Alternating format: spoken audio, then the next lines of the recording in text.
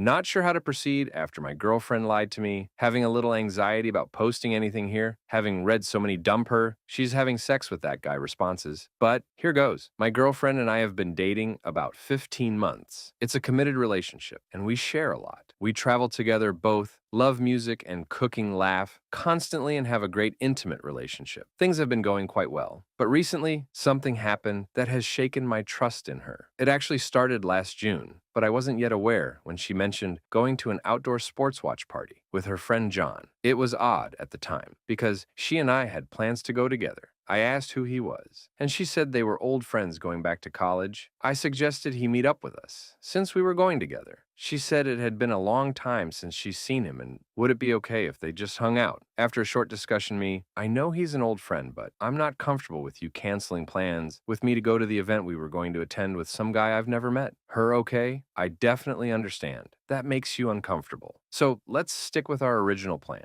Really nothing for quite some time other than the occasional, oh, my friend John, this, or my friend John, that kind of randomly, which after the almost canceled date, I found to be slightly disturbing and often was met with the friend you have a crush on. John kind of response, no biggie. Sadly, about a month ago, her father unexpectedly died. It was, without a doubt, one of the most traumatic experiences of her life. She is still in her 20s and suddenly losing the man who will walk you down the wedding aisle, the grandfather to your future children. Everything is horrible. While he was lingering in the hospital, she wouldn't let me leave her side. A few days after her father died, before the wake and funeral, she brought up John again and mentioned that he had also lost his father in the last year and that she wanted to meet up with him for coffee. Of course, that seemed completely reasonable, and it's not as if she really needs my permission to have coffee with someone, but I did appreciate her asking me about it. A couple of days later was her father's wake. This was the strangest thing after we arrived. She asked if it would be okay if I went back to my apartment and came later. The first hour was for family, and we are not married, so I was a little hurt and disappointed at being asked to leave, but family is family. It wasn't far, so I asked her to call me when she was ready for me to come back. She called about 20 minutes before the wake ended, so when I arrived, she was ready to leave. She also offhand mentioned that her friend John had shown up for the wake. One of our friends was there and had invited us back to her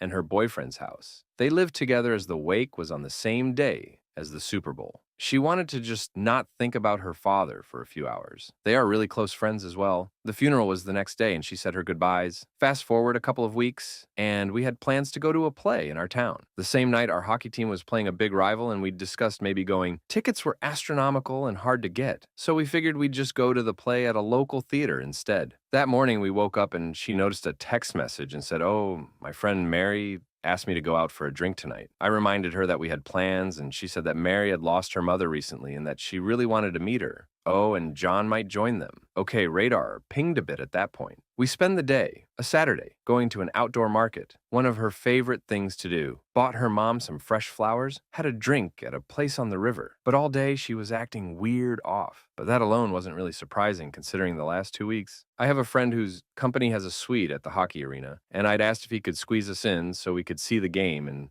skip the play. Midday, he responded that he wasn't able to get any spare tickets. No surprise. So I asked her if she wanted to go to the play, or was she still planning to go for a drink with Mary and John? She said she really wanted to meet up with them, and would I mind? Well, yes, but I kind of understood. We were reaching the point in the day when she would need to start getting ready, and about that time my friend with the suite mentioned that he and his wife were going to the same place that my girlfriend was planning to meet her friends. So I suggested that since I really didn't want to be home alone, why don't we all meet up and she could just excuse herself with her friends for a while to catch up. Complete panic on her face, fumbled all over her words.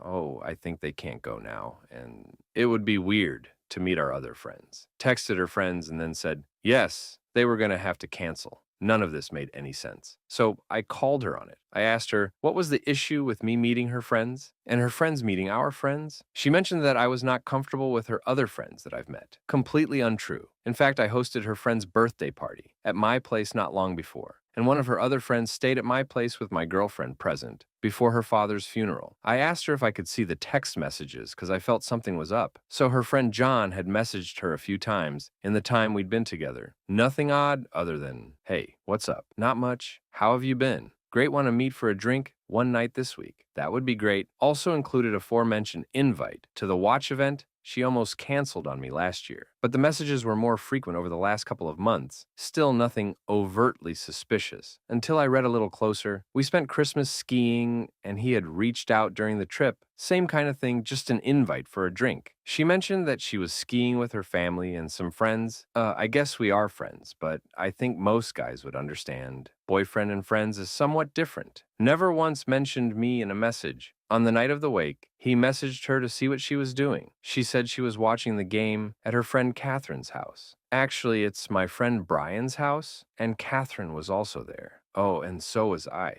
The evening before this came to a head Friday, he'd reached out and asked if she had plans on Saturday. She said no and put a shy emoji in the response. I was shocked. We definitely had plans go to the theater, and I'd been working hard at getting us tickets to the hockey game as well. Then, when he followed up on Saturday with her about plans, she said she was hoping to get tickets to her uncle's suite at the game. Well, our friend isn't her uncle. He told her good luck and hoped she was able to go. And there was no mention of a Mary in any of these messages. The messages after I suggested we all meet were him asking if she still wanted to get a drink, since the suite didn't work out, and her saying she was feeling sad, and maybe they could meet same place next day. I was incensed. I told her I felt that her lying about this was clearly her trying to meet him for a date, and that I didn't believe there was a Mary. Then she called him to confirm that Mary was coming in order to alleviate my suspicion. He did so awkwardly, soon after I asked to see any follow-up messages between them, and he said he just lied and went with it because he figured it would help her out. He also said, of course, there was no romantic interest, and that I should be understanding that she wanted to meet up with a friend who shared her recent experience. Since then, she has scheduled a therapy appointment. Her idea, just her and her therapist, to better understand why she lied to me. She also has suggested a couples course on building lasting relationships. All very good, except that for over a week, I haven't been able to eat or sleep. I want to believe she just fucked up, and I want to trust her again. Any advice on how